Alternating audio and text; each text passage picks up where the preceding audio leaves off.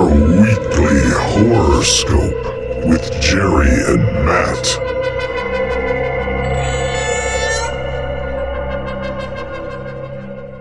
1, 2, 3 o'clock, 4 o'clock, rock. 5, 6, 7. Audio Jungle. Hey, good evening, horror fans. Welcome to another edition of the Weekly Horoscope. I'm your host, Jerry, here with my partner, Matt.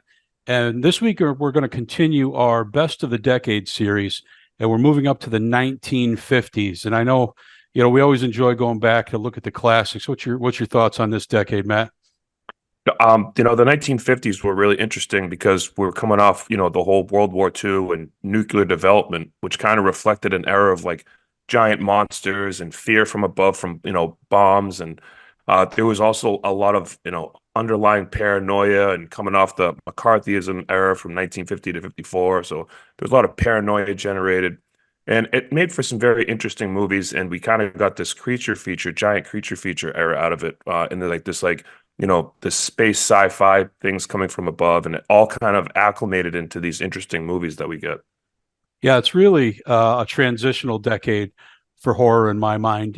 Gone are the universal monsters that through the 40s kind of descended into silly camp. And of course, like you said, our culture was heavily influenced by the atomic bomb. Sci-fi horror became more predominant. We saw movies like Godzilla, Tarantula, The Fly, and you mentioned the McCarthyism. That kind of mistrust of your neighbor was showcased in a movie like Invasion of the Body Snatchers that captured that distrust perfectly. There was kind of like two veins of horror in the 50s. There was the sci-fi, and there's endless titles. The Attack of the 50-Foot Woman, The Blob. It just went on and on. The Thing, yeah. But there was also kind of a darker, deeper vein, and this could tie back to the atomic bomb as well, where humans became the subject and the monsters in films, and there was really a gothic style. So you were in the sci-fi creature feature, or you were in this dark thriller, mysterious gothic showcases such as Night of the Hunter and the Hammer films, where they brought back in the horror of Dracula and the Curse of Frankenstein, they brought back these classic monsters, but in a serious gothic tone with no comedic elements whatsoever. In this very Diabolique way too, which they kind of pay homage to later on. Absolutely. So I think the two films, a lot of films we could have went with that highlight, some of them we already talked about here. I think the two films we picked kind of capture those dual threads of horror perfectly. So let's talk about the 1950s. Absolutely. I agree. I think that these two films, that they, like you said, it captures both of them, that duality that we faced. And I think this is they're both perfect for this.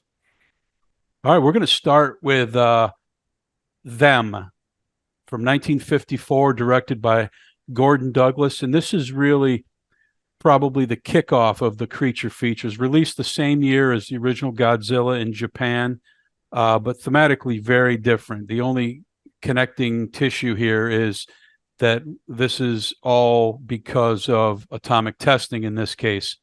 It wreaks havoc on the ecosystem and the world in general, which is similar to producing Godzilla and several other movies to follow. Which is interesting because in Godzilla you really have this aftermath of war feel to it, and then in Them you kind of have this like, what have we created kind of element to it, and which is an interesting paradox for the war that we had all experienced around the world. But yeah, they're very different movies. Them is generally considered not only the kickoff of the atomic creature feature, but generally considered as the best example of it. And I think there's a couple things that make that so. You look back at the giant ants, and okay, they are a little silly when you look at them today. But the movie is handled very matter-of-factly, very scientific forward, it takes itself not too serious, but serious enough to say, hey, this is what could happen with all the stuff we're messing around with. Yeah, I had the same things in my notes. I had said that it does take itself serious. They're having scientific conversations. They're not yelling at each other with this robble, robble, robble and pointing fingers. Like they're like, hold on a second. We have a small town problem and this is going to escalate. And like they're listening to each other. They're trying to get advice from each other. Like it's very sound, tight script.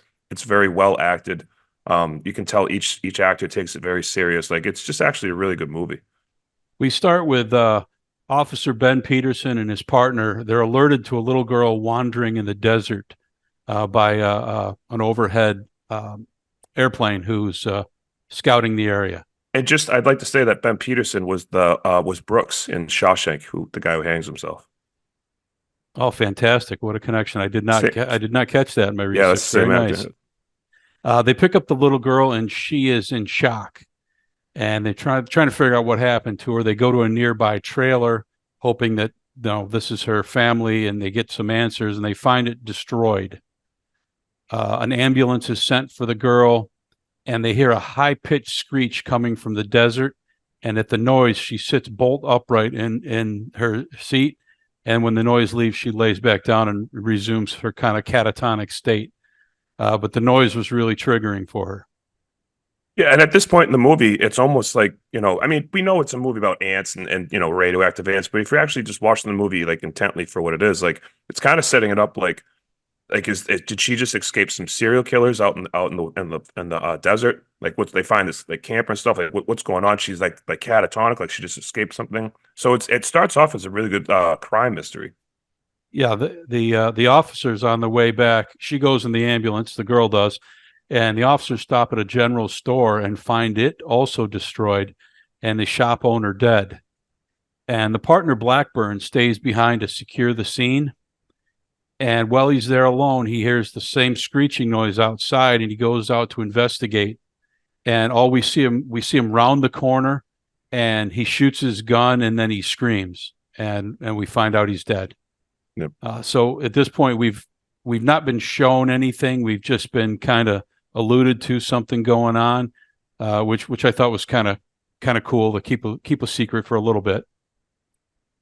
Yeah, because you don't know what it is. We don't know if it's aliens, if it's some mad scientist, if these are mechtronic things, if they're a lot. Like we just don't know what it is. Yeah, now all these, almost 70 years later, we know enough historically about it that we know what it is. But at the time the movie was released, people walking into the theaters are probably sitting on their edge of their seat wondering what's going on. Yeah.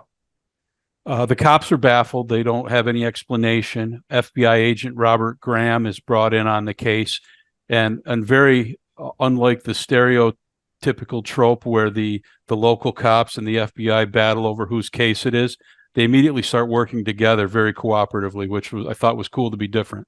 Which was what I was kind of alluding at earlier. Like everyone's listening to each other. Like later on, we'll see like the military gets involved. They're listening to the scientists. It's not like we see this trope now in movies now. It kind of drives me nuts. It's become comedic where like the scientist is crazy and no one's listening to his warnings. I like that in this movie. Everything is scientific and listened to. Yeah. They also, the government sends in 2 doctors from the Department of Agriculture, Harold Medford and his daughter, Pat. And Harold gets the little girl alert by using formic acid fumes, and she screams and points, them. And, we find out that that's an acid secreted by ants when they digest something. Yeah, and that little girl, I think she was like 9 years old when they did the filming of this movie, and she did a fantastic job for the little bits that she had. Like it was very convincing. Like even when she's walking through the desert, like it was very good. Yeah, and I noticed that when like she's walking catatonic, and okay, that looks good, but when they like picked her up to move her, like the natural inclination would be for your head to turn and to get into a more comfortable position, and her head never turned. She kept the catatonic stare the entire time, and I said, well, she did a good job. She did, yeah. And the little girl looks a whole lot like the girl from Christmas Vacation. Oh, that's interesting. She, Uncle Clark, you sure you ain't Santa Claus? Sorry, shitting rocks. Which is interesting because speaking of that, the scientist that comes in plays Santa Claus in Miracle on 34th Street later on. There you go. Yep. So they find out that there's something going on in the desert, and her explanation of them doesn't really shed any light on anything. But the doctors have a theory. And they go out to the Ben and Robert take the two doctors out to the campsite to further investigate. And the noise comes again, and this time a giant ant appears over the ridge, right over Pat, and they're shooting at it to no avail. But Dr. Medford instructs them to shoot the antenna, and the creature will lose, all sense of communication. They do it, and they finally kill the ant. So the doctor's theory is proven correctly. He believes the ants have been mutated from atomic bomb testing from the prior 9 years or more, and it's impacted the ecosystem accordingly. Now their job is to look for the nest. So using helicopters, they fly over the desert, and they finally see it. And from this opening, we see one ant with like bone carcass, and it's kind of like stuck to its pinchers, and it kind of drops it in a pile of bones. And I thought that was kind of neat. Yeah, well, and then right there, they're like, "Well, they're your dead bodies." Yep. Yeah. Very scientific. Yep. Yeah, yeah. Question solved. Let's go home, boys. They decide they're going to bomb the nest with cyanide gas, and they stand back and they're just throwing bomb after bomb in there, and they realize that the network under the nest is vast and continues on. But once they've adequately bombed it, they go in. Ben, Robert, and Pat go inside to investigate. They burn a few stragglers on their way in, and they finally get to the queen's lair. But they find that the queen has produced new hatchlings that have hatched and flown off. They were not in there when they bombed it. So these creatures are now headed for somewhere else in the world. And there's no scientific way to really know, right? I mean, he even says, the doctor at one point says, we found ants in the stratosphere at some point. Like, they just kind of go with the wind, and the queen will just take them places. Yeah.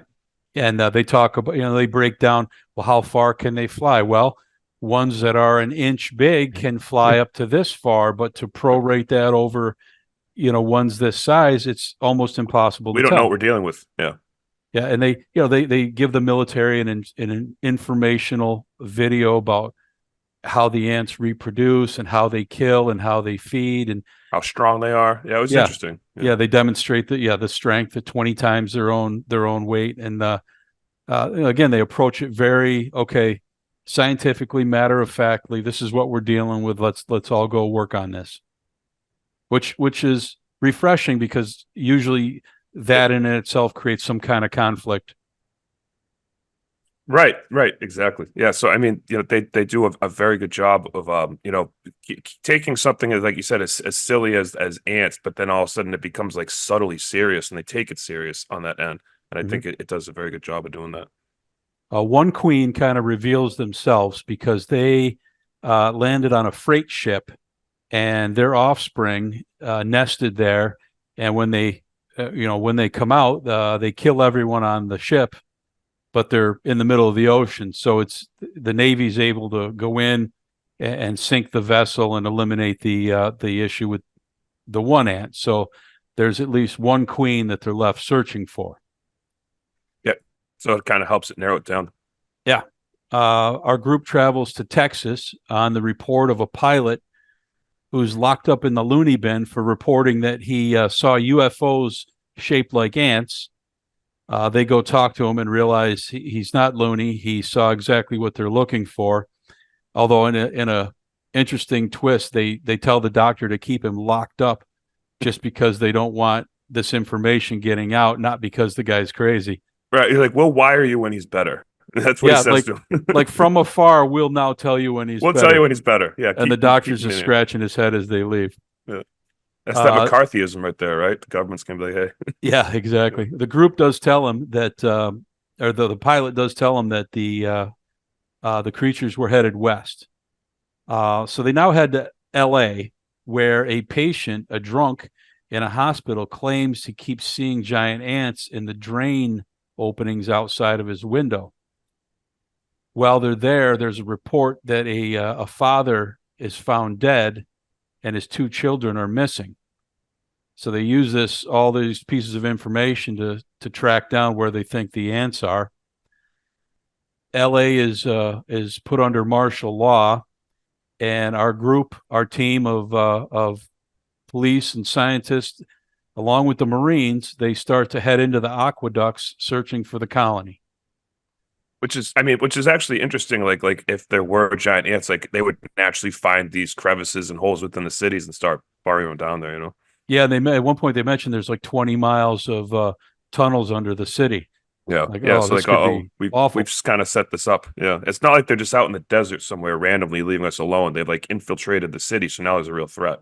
Yeah, and that's kind of cool how the desert setting was one scenario, but now putting it into a city just changes the whole dynamic. Yeah.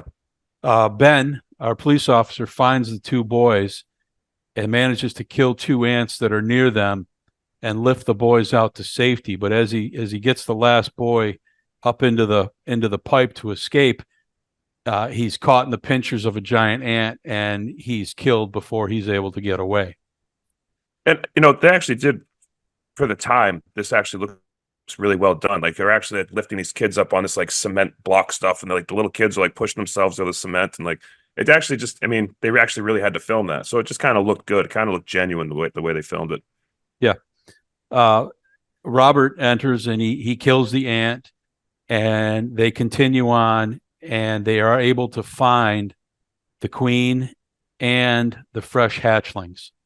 Same scenario as the location in the desert, but the hatchlings have not flown off yet. So the doctor gives the order, yes, and they light them up, and they use flamethrowers. They burn all the remaining ants. They burn the hatchlings, and they basically end the threat. Which is great special effects because they use real flamethrowers, and I'm a huge fan of flamethrowers. So yeah, it was. I'd like to see this like remade in color. I want to watch it. The ants were giant mechanical, and up close they looked a little bit silly. Everything else was straightforward, and it's kind of like taking this fantastical idea and really sticking it in the real world. And they did their best combining the two. I thought they did their absolute best. Yeah, and they could have went with cutaway shots of like up close film of like ants and added sound effects, but they went with the expensive Mectronics, which I thought was really cool.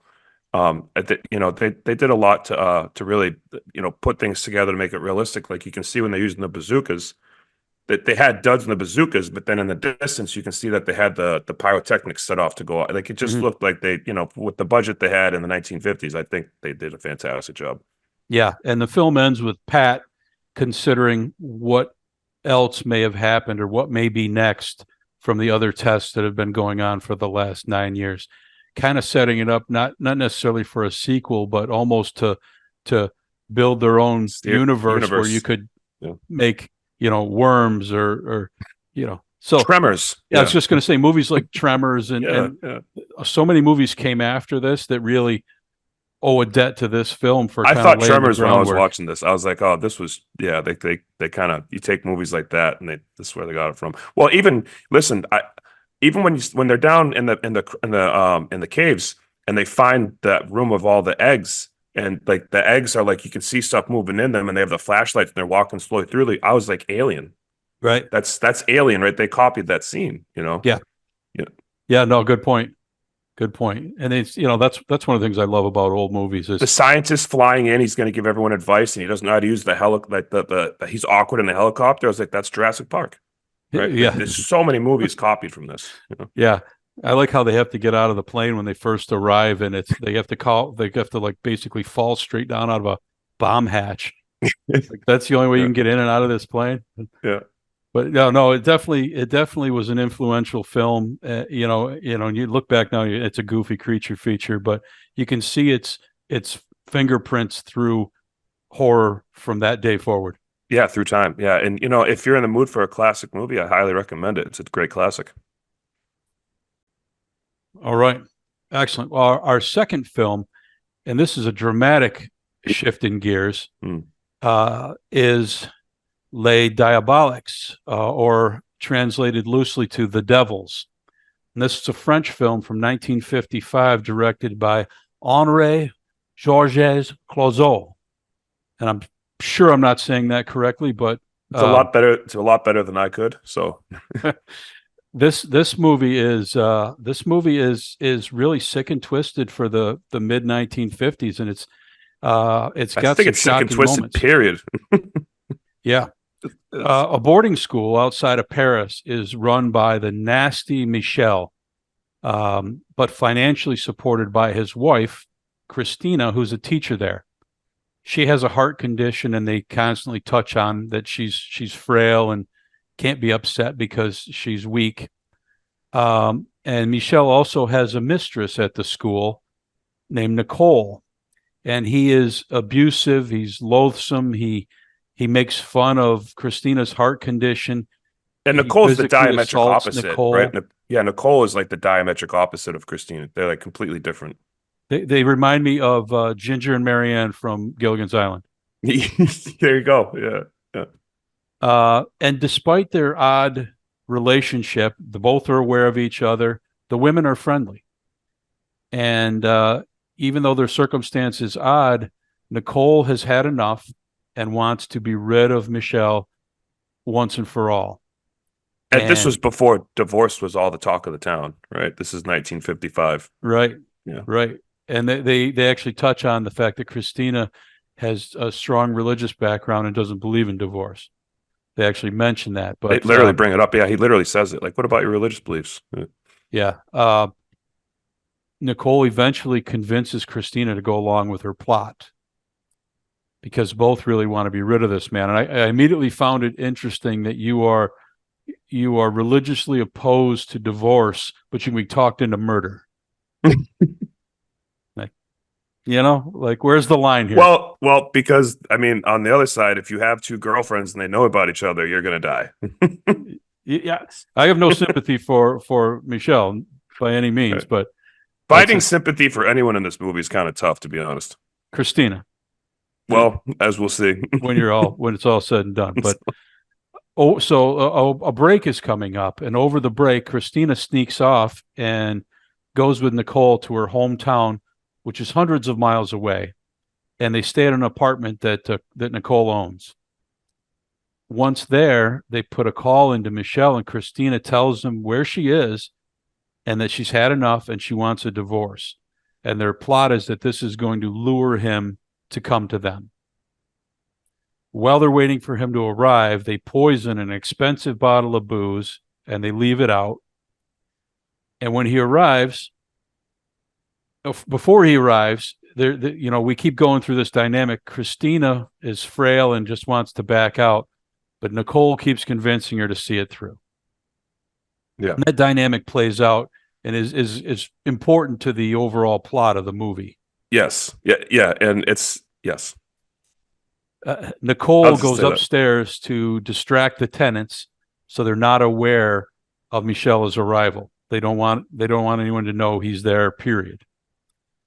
At this point, Christina says she's not going back with him, and Michelle grabs and pours a drink of the booze. But again, wavering on her conviction to go through with this, Christina knocks it from his hand and spills it all over him. She just couldn't go through with very knee jerk, like, no, don't. And just, slaps the drink out. And he's like, what are you doing? Yeah. He gets angry. It's on his suit and he smacks her. Yeah. And he pours himself another and she lets him drink it. And he drinks a few. Yeah. At that point, you see it. It's great. It's great acting because like her facial expressions change. She's like, you know what? Yeah, go ahead, drink it. Yeah. Bottoms up, dude. Yeah. And I thought that was well handled. It's very well acted. This movie, very well acted movie. Yes, they really do a deep dive into these characters and their relationships for 2 hours. It's really well done. Once he passes out, Nicole returns and fills the tub, and they put his prone body into the tub, fully clothed. And Nicole, in what I thought was a really aggressive scene for 1955. She pushes him under the water and she's holding him there. And it just paints her as like she's just brutal. Yeah, she comes off as she has that very, very militant the whole time. Like I'm gonna take charge of this whole scenario. Like It Yeah, plays into her character very well. yeah. They finally take a heavy statue from the mantle and put it on him, so they don't have to hold him under the water. And then they put a tablecloth, a vinyl tablecloth, over the whole tub, and there he is. And they let it be. And yeah, it's like, okay, what did we just see here? Yeah, they're going through with this. They've murdered him. They're kind of hiding the evidence in case someone walks in, and now it's like on to the next step. And you just kind of like, okay, that was quick. That's like the first 30 minutes of the movie or something. You know, like it's they're going in. Yeah.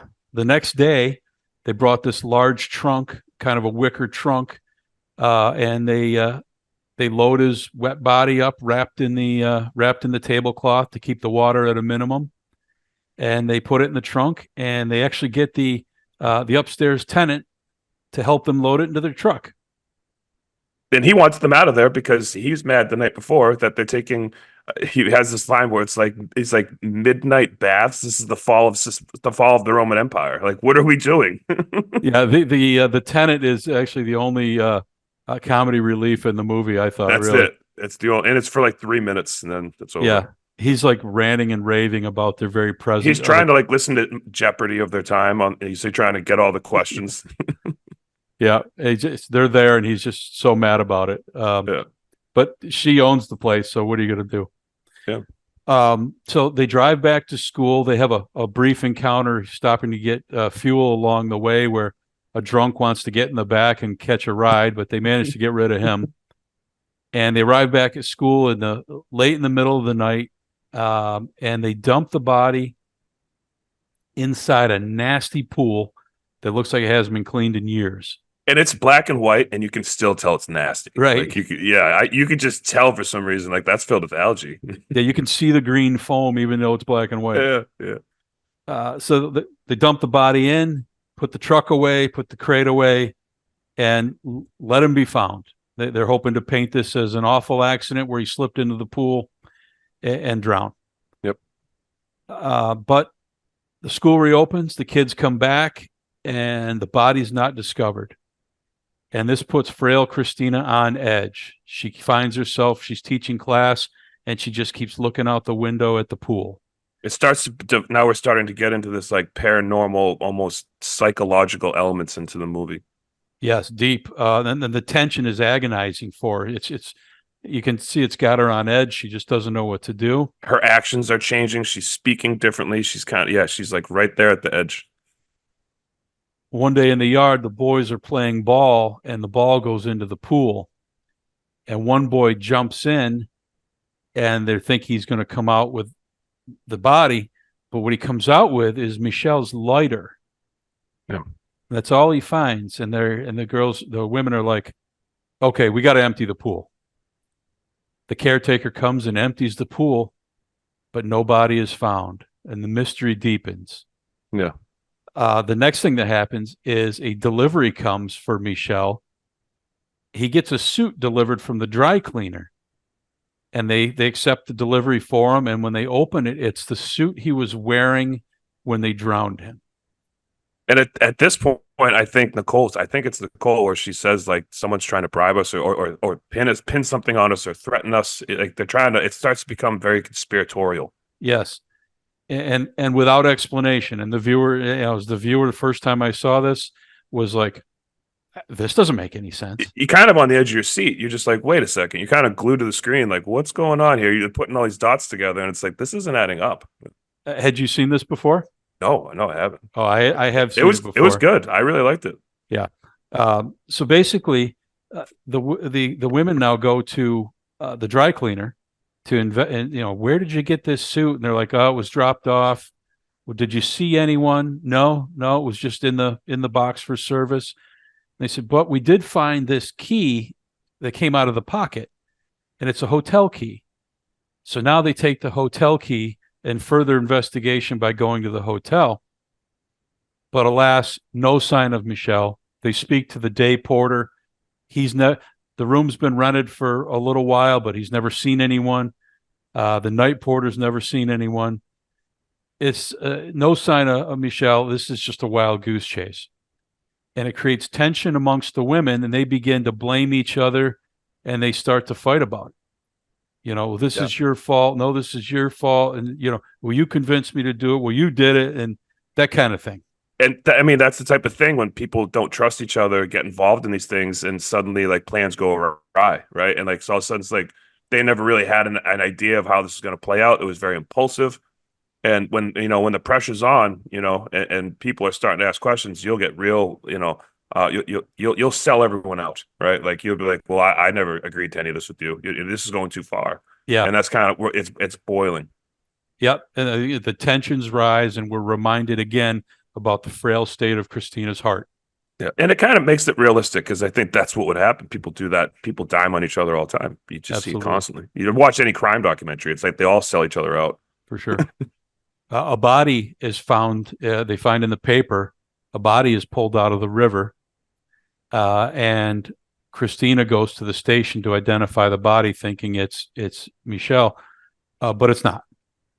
On her way out, a retired police officer follows out and says, he overheard and he wants to help solve the issue.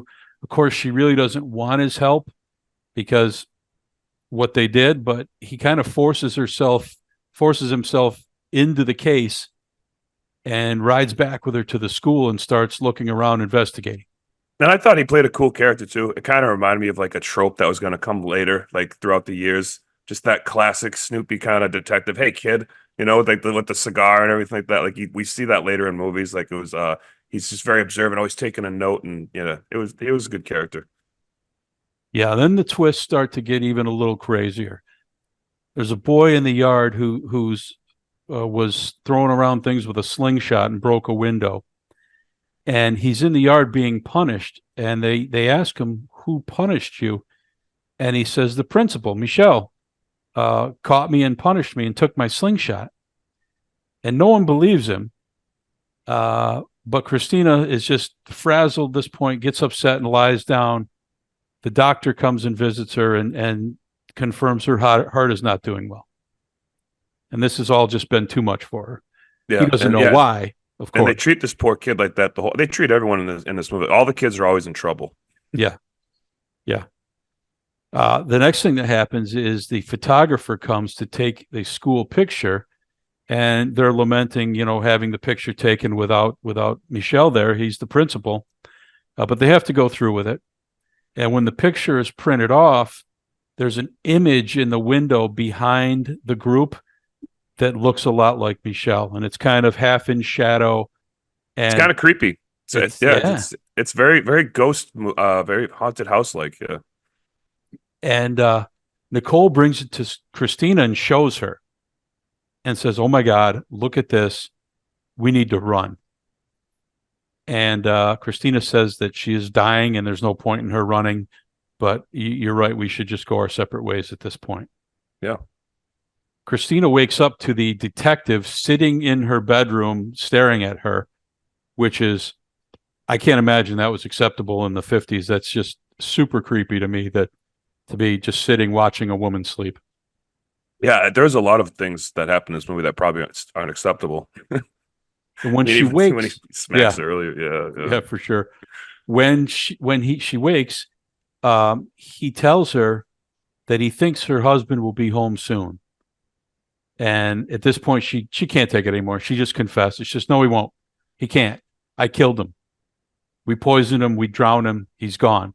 She's had enough. Yeah. And he doesn't believe her. He basically says, everything will look different in the morning. Yeah, and that's actually shocking too when that happens in the movie. You're like, wait a second. I thought she was gonna confess. This movie's gonna wrap up. Do you know what I mean? Like what do you mean? Yeah. So later that night, she sees lights on the other side of the school. It's kind of an L shape or a C shape, and she can see across. So she goes over to investigate. And as she walks up, the door is slightly ajar. There's a light inside, and there's typing. There's typing going on from the typewriter in Michelle's office.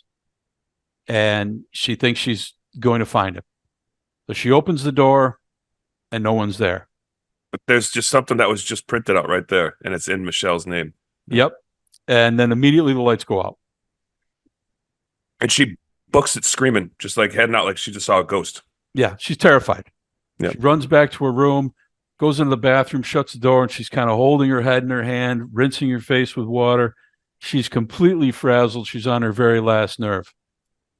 And in the most famous scene of the movie, she turns, and inside her bathroom, inside her tub, Michelle is in the tub, underwater, just like we saw him back at the apartment hundreds of miles away. And he slowly sits up. And Christina's Almost Dracula-like, just really haunting, like the way he comes up.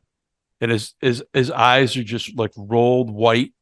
And it's a super. It was on AFI's list of creepiest moments in film of all time. It was creepy for sure. It was. And Christina's heart gives out and she dies. She collapses and we assume she died, but she collapses and she's out. And Michelle steps out of the tub.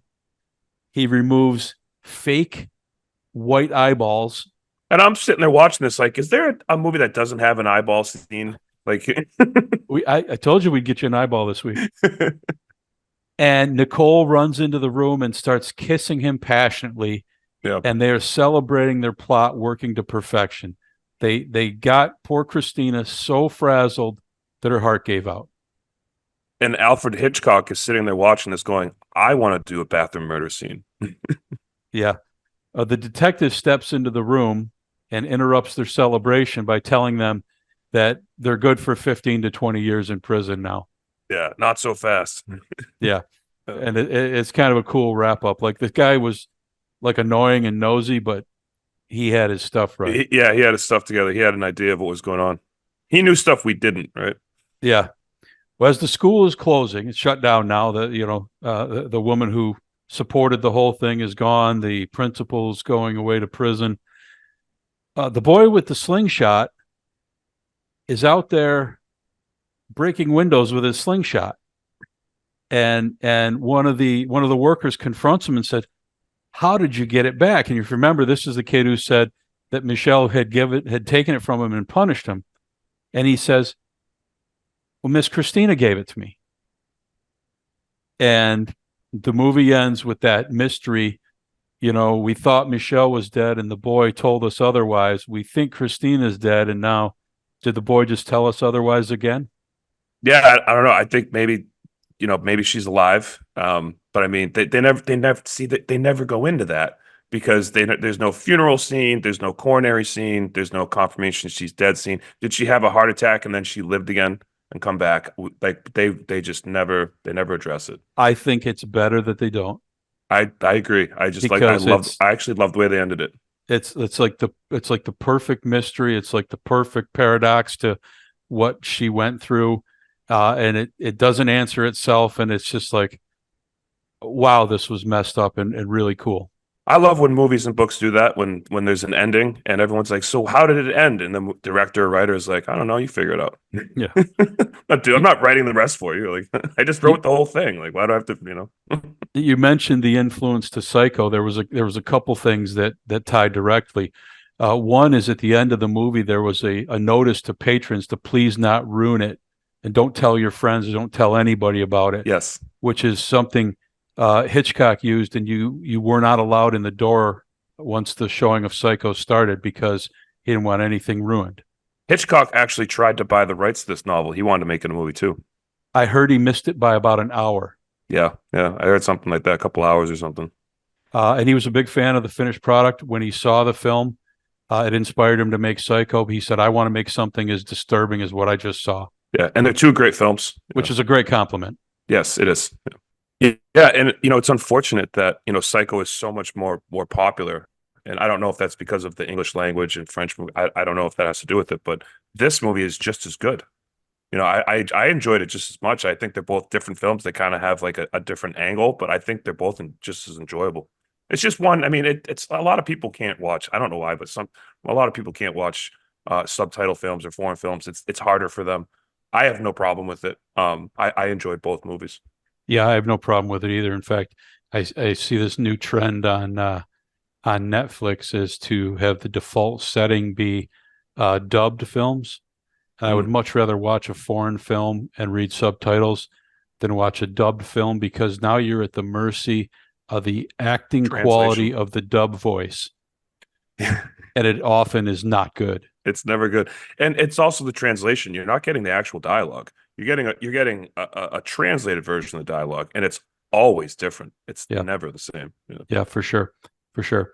So, yeah, you know, you look at the 2000s, saw this new wave, this French new wave horror where several films we've talked about, like Inside and High Tension, and they kind of seem to be on the cutting edge. You could argue that cutting edge goes back to 1955 with this film, because it was really unlike anything else.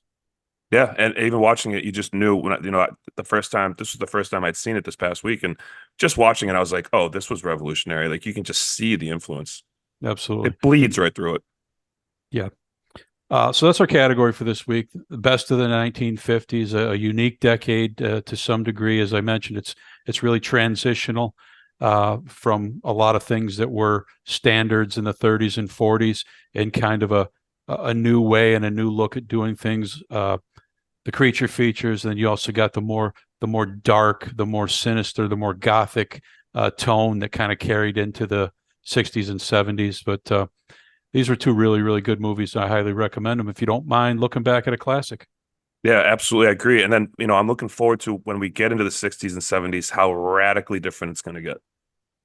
Yeah. And that's what makes these movies classic is they change the paradigm from before them to after them. They're revolutionary. And not just that, they changed the paradigm. They did it so well, like Psycho and The Devils, this movie, like they change it so well that there's directors and artists are forced to do something different. Right. And they're forced to be like, well, that's the pinnacle. Let's do this, and just do something else. Yeah. Yeah, absolutely. Classic films and a great look back at a good decade in horror. Well, that is our show for this week. We appreciate you listening as always. I'm Jerry. That's Matt. We are the Weekly Horoscope, and we'll see you next time. All right. Thank you, Jerry. Thank you, everyone.